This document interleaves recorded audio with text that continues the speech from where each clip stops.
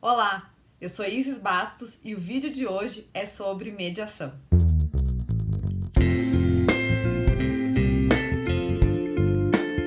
Quando a gente pensa em mediação, a palavra que me vem à cabeça logo é comunicação, diálogo.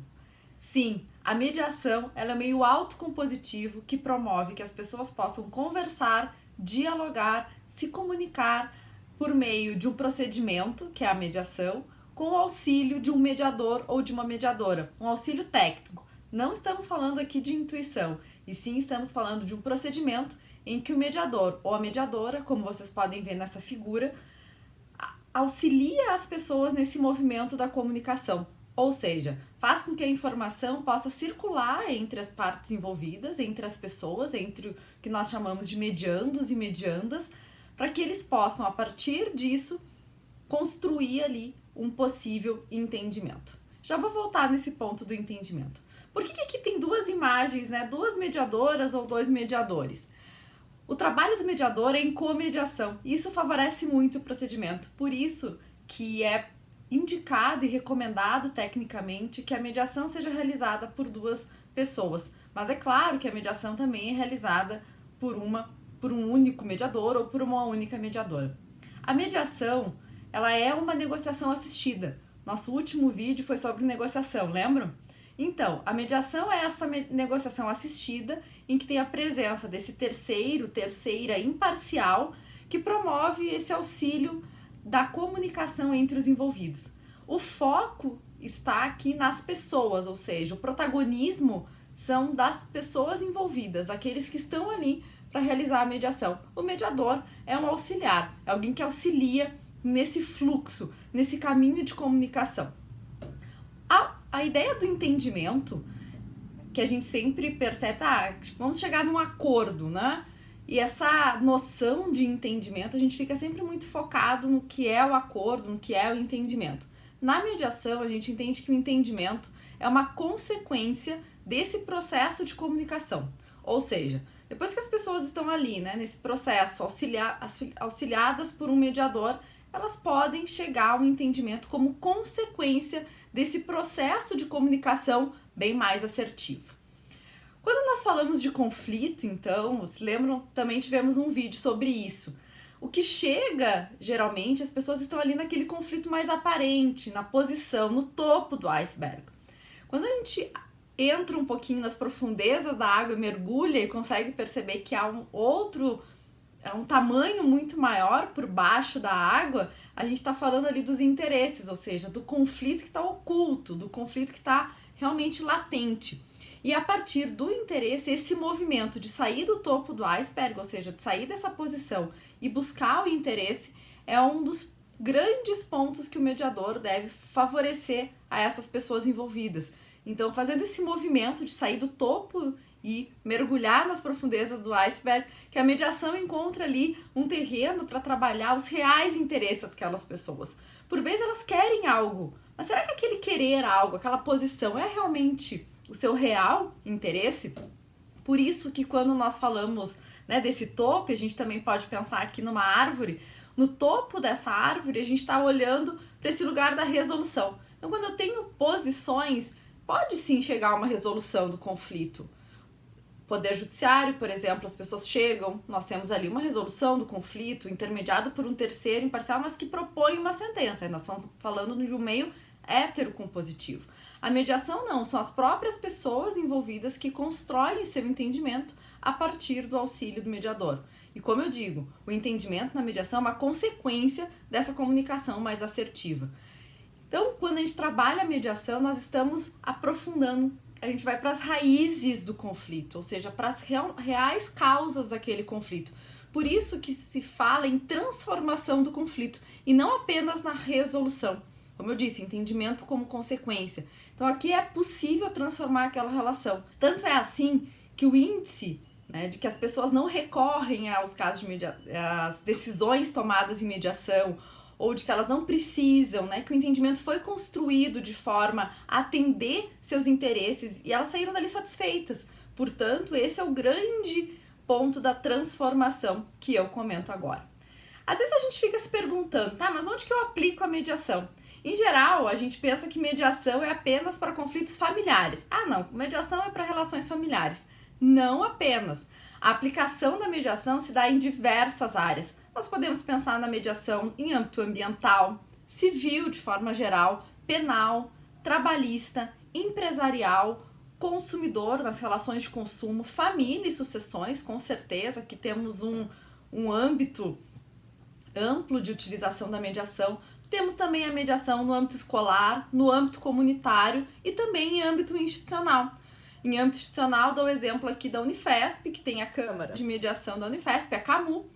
Se vocês quiserem conhecer, podem acessar o site da CAMU e também o Instagram. Então, a mediação ela pode ser aplicada nessas diversas áreas. Cada área possui suas particularidades, mas a gente pode aplicar a mediação em qualquer uma delas. Então, aquela ideia de que mediação é só para família e sucessões é um mito, não é uma verdade. Mas onde então que a mediação pode aparecer? Em que espaços? Nós temos a mediação privada extrajudicial, em que nós temos ali as câmaras de mediação. Então, diversas câmaras de mediação, às vezes câmaras que são de mediação e de arbitragem, e também mediadores e mediadoras que atuam de forma autônoma. É possível também a contratação desses profissionais.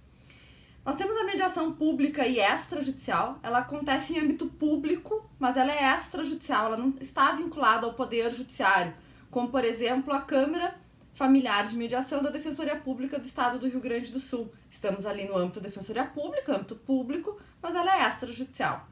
E nós temos também a mediação pública e judicial, que é o que acontece dentro do Poder Judiciário, no âmbito dos SEJUSCs. Então, nós temos a estrutura construída a partir da Resolução 125 de 2010 do CNJ, em que prevê a criação dos NUPEMECs e dos SEJUSCs. Esses sim acontecem em âmbito judicial e público. Portanto, a mediação pode acontecer em qualquer um desses três exemplos que eu dei. E como acontece a mediação? Onde eu aplico? Como que isso acontece? Às vezes as pessoas ficam um pouco confusas de, vou fazer um curso de mediação, e para que serve esse curso de mediação? Como é que eu utilizo isso na prática? A mediação ela pode ser utilizada eu, enquanto mediador, realizo um curso de formação para me preparar e para atuar nesse lugar de mediador. Eu gerindo os conflitos nas minhas relações, na minha vida de forma ampla. Eu, profissional que utilizo técnicas de mediação, por exemplo, um gestor ou uma gestora que realiza, se apropria dessas técnicas e ferramentas exatamente para aprimorar o seu trabalho de gestão com aquela equipe. E eu, profissional na mediação. E aqui a questão do advogado. O advogado e a advogada são profissionais muito bem-vindos na mediação. Eles ampliam a mediação. Claro que nem todas as áreas e nem todos os espaços há necessidade da presença do advogado. Como eu falei, por exemplo, no âmbito institucional. No âmbito institucional não há necessidade de mediação com os advogados, porque nós estamos ali numa mediação entre servidores e entre servidoras. O caso que eu dei o exemplo da Unifesp. Então, nesse sentido, a mediação ela tem uma gama de possibilidades em que ela pode ser utilizada. E nesse lugar, então, quando eu falo eu, mediador, e falo da formação, eu sempre reforço a importância desse profissional estar qualificado.